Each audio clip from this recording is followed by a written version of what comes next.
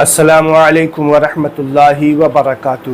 دوستو، وطر کی نماز میں سورہ اخلاص یعنی قل هو اللہ احد پڑھنا ضروری ہے۔ حضور صلی اللہ تعالی علیہ وسلم وطر کی نماز میں کون سی صورتیں پڑھا کرتے تھے؟ یہ سوال بہت سارے لوگ کیا کرتے ہیں کہ کیا وطر کی نماز میں سورہ اخلاص یعنی قل هو اللہ احد پڑھنا ضروری ہے، سنت ہے، حضور صلی اللہ علیہ وسلم پڑھا کرتے تھے اس کو؟ تو اس مسئلے کی وضاحت آج کے اس ویڈیو میں ہم کرنے جا رہے ہیں، تو ویڈیو کو پورا دیکھیے گا، اور ویڈیو اچھا لگے تو ہمارے چینل کو سبسکرائب ضرور کر لیا کریں۔ دوستو، حدیث پاک میں ابو داؤد اور نسائی اور بھی بہت ساری حدیث کی کتاب میں آیا ہے کہ اللہ کے رسول صلی اللہ تعالی علیہ وآلہ وسلم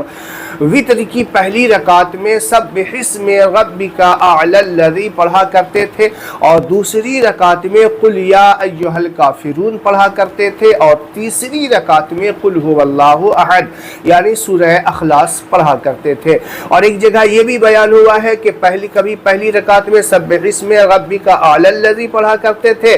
اور کبھی جو ہے انا انزلناہ فی لیلۃ القدر پہلی رکعت میں، اور دوسری رکعت میں سورہ کافرون، اور تیسری رکعت میں سورہ اخلاص پڑھا کرتے تھے، اور کبھی کبھی دوسری صورتیں بھی پڑھا کرتے تھے۔ تو اب ہوتا کیا ہے کہ یہ صورتیں جو ہے اگر کسی کو یاد ہے، کیونکہ اللہ کے رسول صلی اللہ علیہ وسلم پڑھا کرتے تھے تو ہم اس کے امتی ہیں، تو اس کو ہم جو ہے پڑھا کریں، سبح اسم ربک اعلی الذی اور سورہ کافرون اور سورہ اخلاص پڑھا کریں۔ دیکھیے، بہت سارے ہمارے اسلامی بھائی اور اسلامی بہنوں کو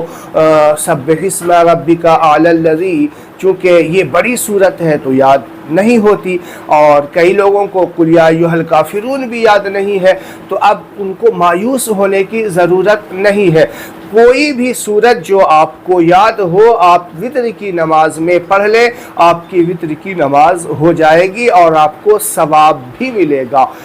اگر آپ کو یہ صورتیں یاد ہیں تو اچھی بات ہے، اگر یاد نہیں ہے تو کوئی بھی صورتیں آپ پڑھ سکتے ہیں، اور یہ کوئی ضروری نہیں ہے کہ تیسری رکعت میں قل هو اللہ احد ہی پڑھیں، ایسا کوئی فرض اور واجب نہیں ہے، چونکہ یہ آخری میں جو ہے چھوٹی صورتیں ہیں تو اس کو لوگ پڑھ لیا کرتے ہیں اکثر و بیشتر، تو کوئی بات نہیں، پڑھ لیا کرے، اور نہیں بھی پڑھیں گے تو بھی کوئی بات نہیں، آپ اور کوئی صورت پڑھ لیں، اور کہیں 20 سے صورت سے آپ پڑھ سکتے ہیں بڑی صورتوں کی۔ قانون شریعت میں بھی اس مسئلے کے حوالے سے یہی لکھا ہے کہ اللہ کے رسول صلی اللہ علیہ وسلم پڑھا کرتے تھے ان صورتوں کو، تو اب چونکہ جس کو یاد نہیں ہے تو وہ اور کوئی صورتیں پڑھ سکتا ہے۔ تو امید ہے آپ کو یہ مسئلہ سمجھ میں آ گیا ہوگا۔ بہت سارے ہمارے اسلامی بھائی اور بہنیں یہ سوال کرتے رہتے ہیں، تو میں نے سوچا کہ اس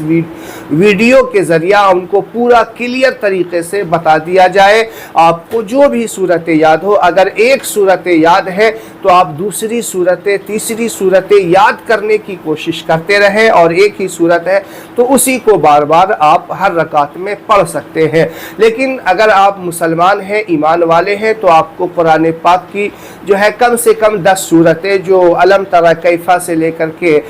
قل اعوذ برب الناس ہے، یہاں تک 10 صورتیں ہیں، ان کو ضرور یاد کرنی چاہیے، اور یاد کرنا کوئی مشکل کام بھی نہیں ہے۔ میں نے بہت سارے ویڈیوز میں یاد کرانے کی کوشش بھی کی ہے لوگوں کو، بالکل آسان طریقے سے، جیسے بچوں کو سمجھایا جاتا ہے اس طریقے سے سمجھا کے بہت ساری صورتیں، انا اعطیناک الکوثر، قل هو اللہ احد، قل اعوذ برب الناس، یہ ساری صورتیں یاد کرانے کی کوشش کی ہے۔ تو آپ ہمارے چینل پہ جا کر کے ویڈیوز دیکھ کر کے آپ یاد بھی کر سکتے ہیں، یا آپ کوئی کتاب میں دیکھ کر کے یاد کر سکتے ہیں۔ تو مسلمان ہیں تو 10 صورتیں یاد ہونی چاہیے، لیکن اگر ایک صورت یاد ہے تو آپ اسی ایک صورت کو بار بار پڑھ سکتے ہیں، نماز آپ کی ہو جائے۔